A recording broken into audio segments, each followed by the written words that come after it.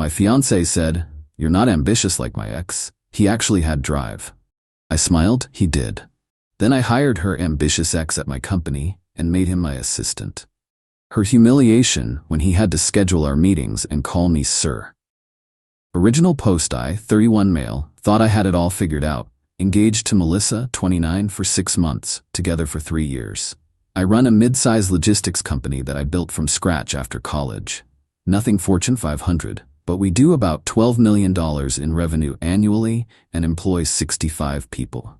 Melissa works in fashion retail management. She's always been status-obsessed, but I thought it was just ambition. Turns out it was something else entirely. The comment that started everything happened at her friend Tanya's engagement party 2 weeks ago. We were talking with some couples about careers when Melissa had too much wine and decided to be honest. "Trevor's great and all," she said, gesturing at me with her glass. "But sometimes I miss being with someone truly ambitious. My ex Brandon, now he had real drive. He was going places." The whole group went silent.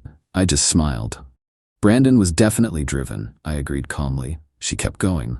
"He worked at Goldman Sachs. He had that hunger, you know, that corporate killer instinct. Not everyone can handle that lifestyle."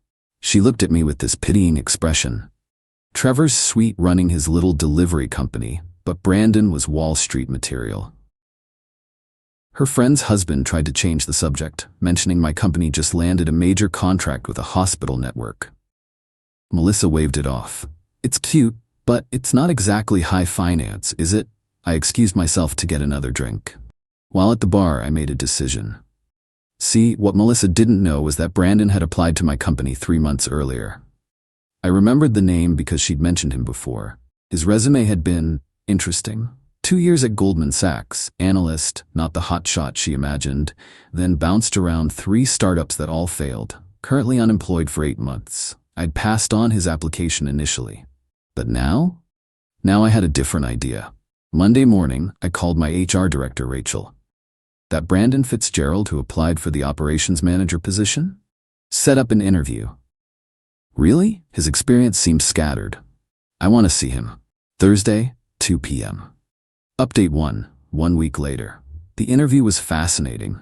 Brandon showed up in a suit that had seen better days, trying to project confidence that wasn't quite there anymore. He clearly didn't recognize my name or connect me to Melissa. Why would he? She always called me Trevor, who owns a delivery service, to her friends, not Trevor, who runs a $12 million logistics company. "So Brandon, tell me about your trajectory since Goldman Sachs." He launched into a rehearsed spiel about seeking new challenges and exploring entrepreneurial ventures.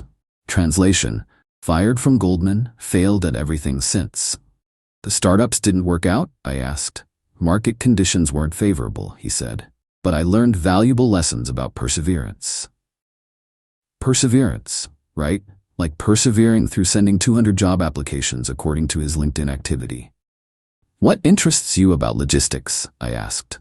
"Well, it's a growing field with stable opportunities." Translation: I desperately need a job and you're hiring.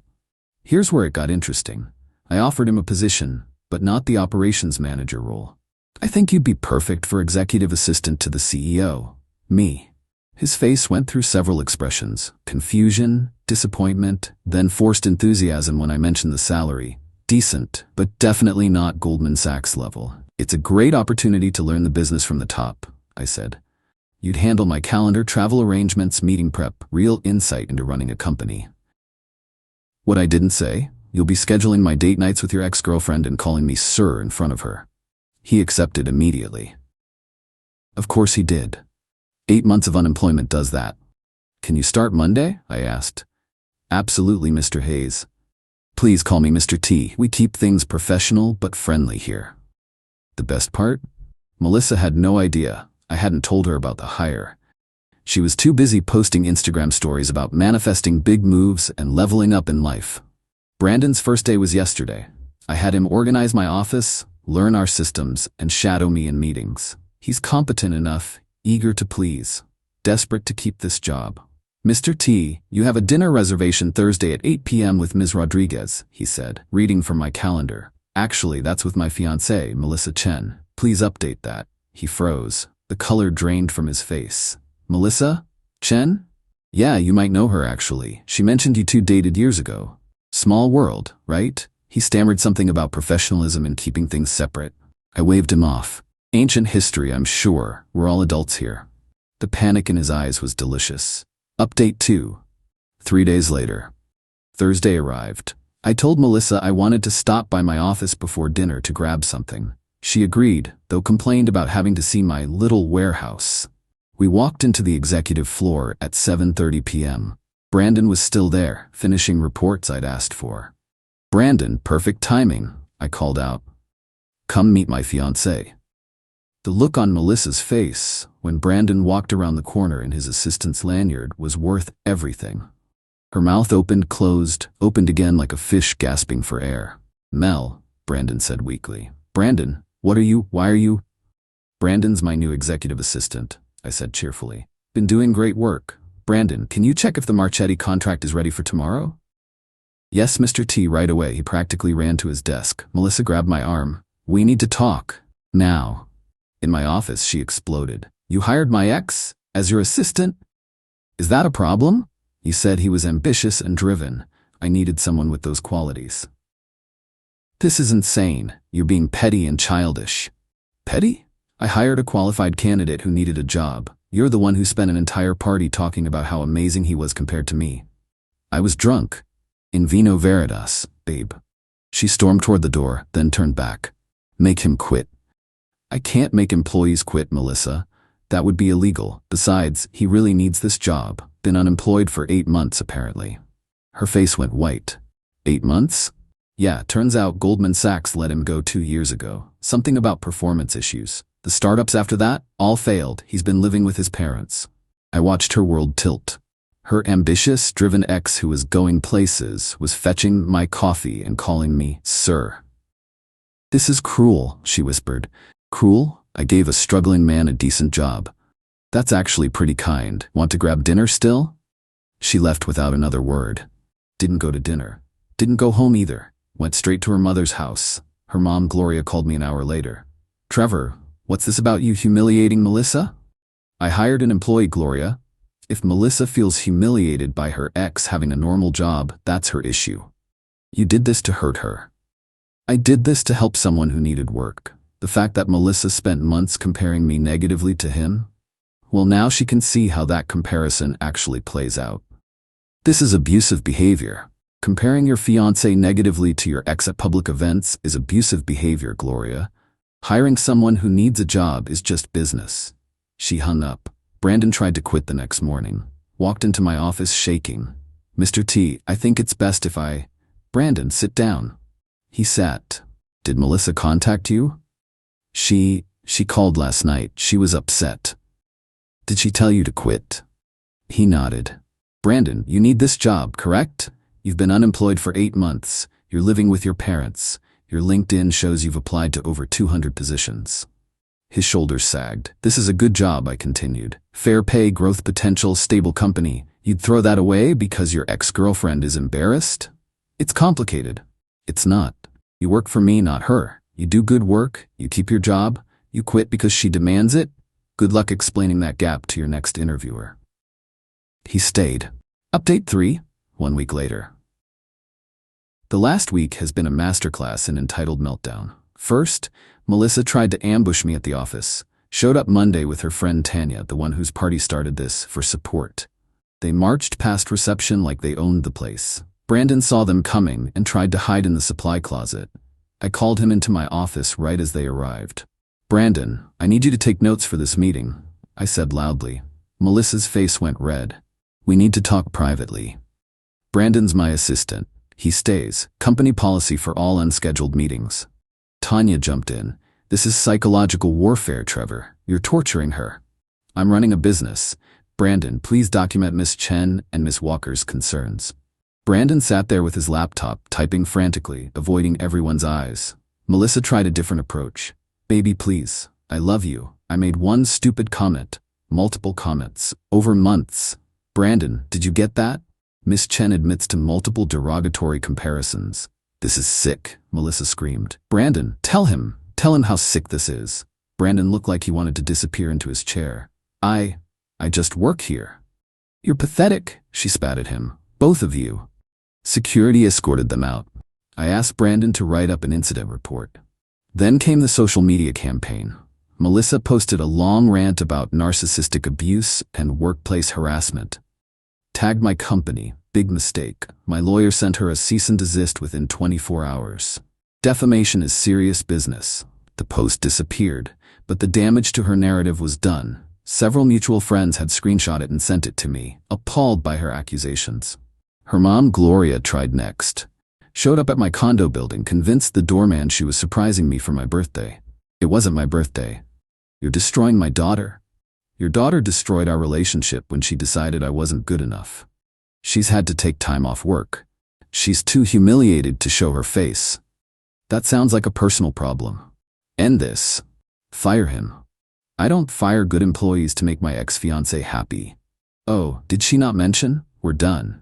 I pulled out my phone, showed her the text I'd sent Melissa that morning, officially ending our engagement and asking her to return the ring. Gloria actually tried to slap me. I stepped back and she hit the door frame. The building's security camera got everything. I filed a police report, but the peak entitlement came yesterday. Brandon came into my office, pale and shaking. "Mr. T, there's a situation." Melissa was in the lobby with a man I didn't recognize. Turns out it was her new boyfriend, some crypto guy named Austin she'd met on a dating app 3 days after we split. She was demanding Brandon be fired or she'd sue for emotional distress. I came down to the lobby with our head of security and Rachel from HR. "Miss Chen, you're trespassing. Leave immediately." Austin puffed up. "You can't talk to her like that. She has rights." "She has the right to leave before we call the police." "I'll ruin you," Melissa screamed. "I'll tell everyone what kind of psycho you are." "Brandon," I said calmly, "please call the police and report trespassing and harassment." Brandon pulled out his phone. The look on Melissa's face when her ambitious ex started dialing 911 on her behalf was priceless. They left before the cops arrived, but we filed the report anyway. Final update, 2 weeks later. It's been a month since I hired Brandon, and the dust has finally settled. Melissa's attempts at legal action went nowhere. Turns out judges don't sympathize with "he hired my ex-boyfriend and pays him a fair wage" as grounds for emotional distress. Her lawyer dropped her after she couldn't pay the retainer.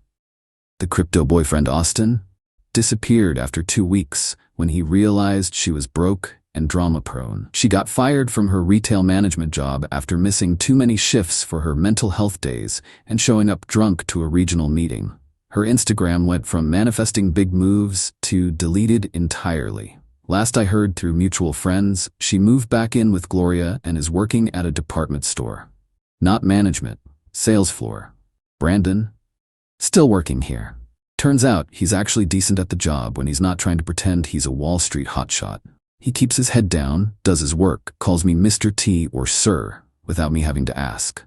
We had an interesting conversation yesterday. Can I be honest, Mr. T? Go ahead.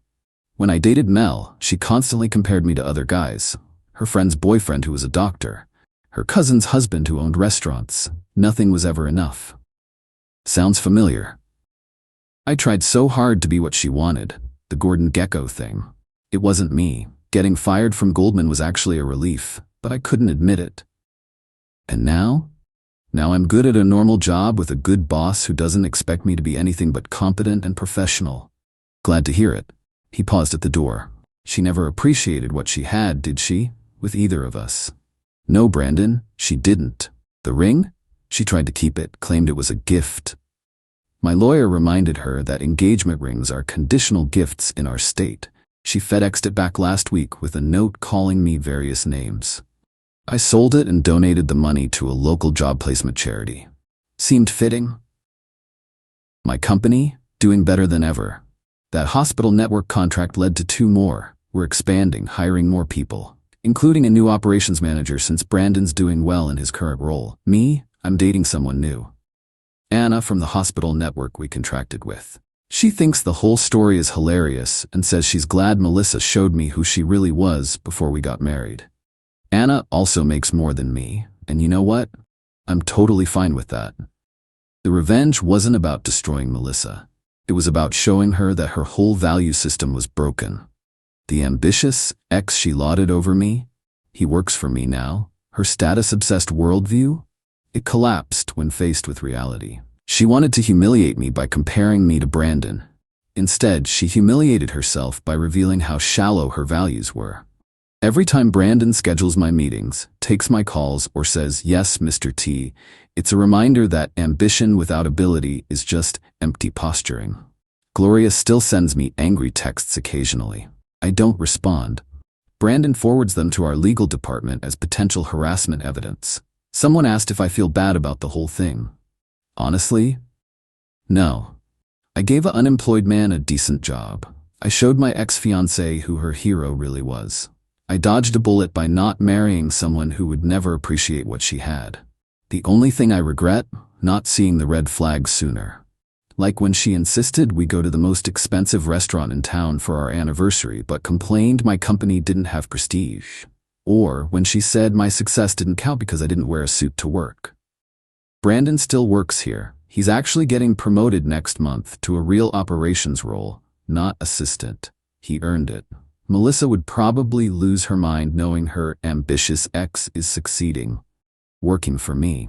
But she'll never know. She's blocked on everything, legally barred from contacting me or coming near my company, and living her new reality, where she's not the main character in anyone's success story anymore. Turns out I was ambitious after all. Ambitious enough to build something real, while she was fantasizing about something that never existed.